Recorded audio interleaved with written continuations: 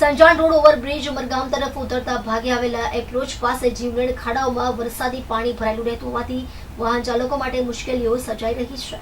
આ ખાડાઓને કારણે વાહનોમાં નુકસાન થઈ રહ્યું છે, જેમાં વાહનના એક્સલ તૂટવા, પાટા તૂટવા, ટાયર ફાટવા અને પંચર થવા જેવા બનાવો નોંધાયા છે. આજે એક વાહન ચાલકે પોતાની વેદના વ્યક્ત કરતા જણાવ્યું હતું કે આ ખાડાઓને કારણે મારા વાહનને ઘણું નુકસાન થયું છે. દરેક વરસાદ પછી આ સ્થિતિ વધુ ખરાબ થાય છે અને અમારી સુરક્ષા માટે તાત્કાલિક પગલાં લેવા જરૂરી છે.